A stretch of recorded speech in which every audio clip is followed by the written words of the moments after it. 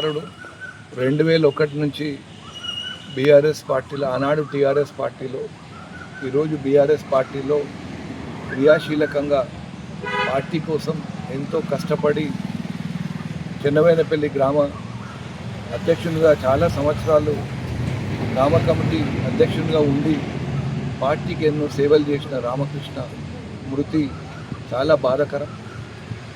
మా పార్టీ, మా ములుగు జిల్లా తరఫున, మా ఏటునారం మండలం తరఫున వాళ్ళ కుటుంబానికి మా ప్రగాఢ సానుభూతిని, సంతాపాన్ని తెలియజేస్తున్నాం.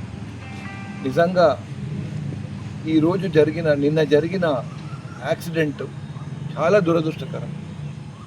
ఈరోజు ప్రభుత్వాన్ని, ఇక్కడున్న జిల్లా పోలీస్ యంత్రాంగాన్ని, ఏటునాగరం పోలీస్ యంత్రాంగాన్ని నేను ప్రశ్నిస్తాను.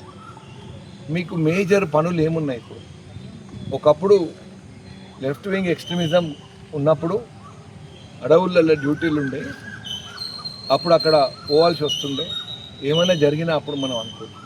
ఇప్పుడు మేజర్ యాక్టివిటీస్ ఏమున్నాయి?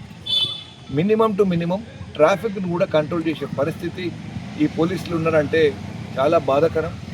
నిండు ప్రాణం ఒక ఉద్యమకారుడు పిట్ట రాలిపోయినట్టు రాలిపోయింది నేను రాత్రి. ఎంతో బాధాకరం. మీరు ఏం చేస్తాను? పోలీస్ యంత్రాంగాన్ని నేను ప్రశ్నిస్తున్నాను.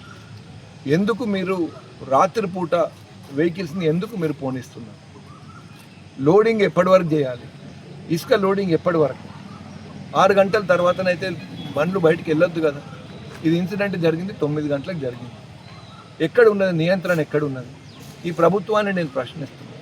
ఇక్కడున్న మంత్రి గారిని నేను ప్రశ్నిస్తున్నాను. మీరు రివ్యూ పెట్టరా? అసలు ఏం జరుగుతుంది? ఎన్ని గంటల వరకు వారీలు నడుస్తుంది? ఎన్ని గంటలకు ఈ రాత్రిపూట ఎందుకు బండ్లు ట్రావెల్ చేస్తుంది? 6 గంటల తర్వాత మొత్తం బంద్ కావాలి. చీకటి పడ్డ తర్వాత ఒకటి కూడా నడవద్దు. అటు అడవిలో కూడా ఫారెస్ట్ రూల్స్ కూడా ఉన్నాయి కదా, ఎందుకు పాటిస్తలేదు? ఎంత కష్టం! ఎన్ని గంటలు, ఎన్ని ప్రాణాలు పోతుంది? మొన్న ఇది దాదాపు 4వ ఇన్సిడెంట్ చెన్నవేనపల్లి గ్రామంలో. నేను ఈరోజు మంత్రి గారిని రిక్వెస్ట్ చేస్తున్నాను, రివ్యూ పెట్టండి, ఒక మీటింగ్ పెట్టండి, అన్ని పార్టీలను పిలవండి, దీన్ని నియంత్రణ పెట్టాలి. అండ్ ఇక్కడ ఉన్న పోలీసు వాళ్ళు కూడా నేను అడుగుతున్నాను, ఎందుకు మీరు బ్యారికేటింగ్ చేస్తలేరు?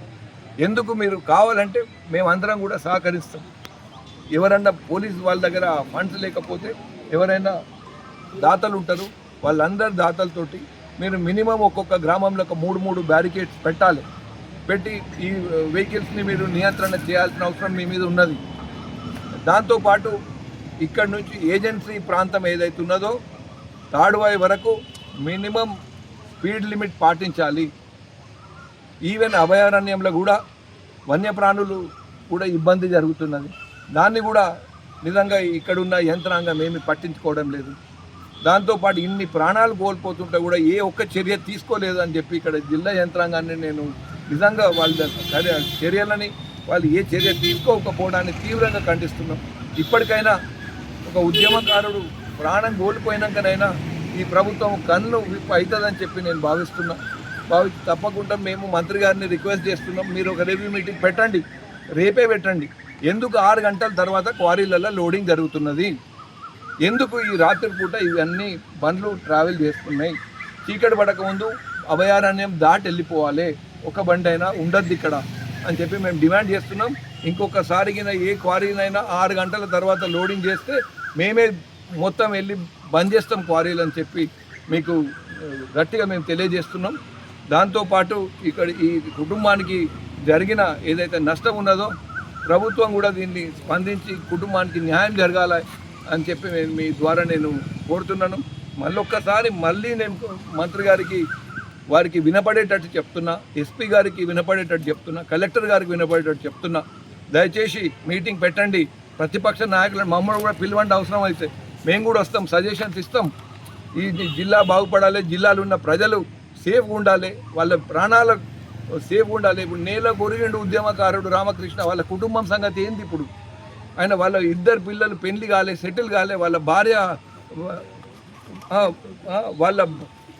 భార్య ఆమె రోదన చూస్తుంటే తట్టుకోలేని పరిస్థితి. ఏమీ లేదు ఆయనకు. ఒక చిరు దుకాణం పెట్టి నడుపుకునే వ్యక్తి. ఆయన కుటుంబానికి తప్పకుండా ప్రభుత్వము బాధ్యత తీసుకొని అందులో ఎవరికన్నా ఒకరికి ఒక ఉద్యోగం ఇప్పియాలని చెప్పి మేము డిమాండ్ చేస్తున్నాం. ఇది ప్రభుత్వం నిర్లక్ష్యానికి కూడా కారణంగా మేము భావిస్తున్నాం. ఎందుకంటే మీరు 6 గంటల తర్వాత వెహికల్ నడవద్దు, ఎందుకు నడుస్తున్నాయి, ఎక్కడిదక్కడ ఆపాలి, మళ్ళీ పొద్దున్న నడవాలి. ఇది ప్రభుత్వ వైఫల్యాన్ని కింద నేను దీన్ని భావించి మిమ్మల్ని డిమాండ్ చేస్తున్నా. ఆ కుటుంబానికి కాంపన్సేషన్తో పాటు వాళ్ళ కుటుంబంలో ఒక ఉద్యోగం ఇవ్వాలని చెప్పి నేను కోరుతున్నా. ఎందుకంటే ఇది ఎక్కువ మాట్లాడి రాజకీయం తెలుసుకోలేదు, నేను చేయదలుచుకోలేదు. దీన్ని ఇదేదో ప్రభుత్వ హత్యలు ఇట్లాంటి వర్డ్స్ నేను మాట్లాడదలుచుకోలేదు.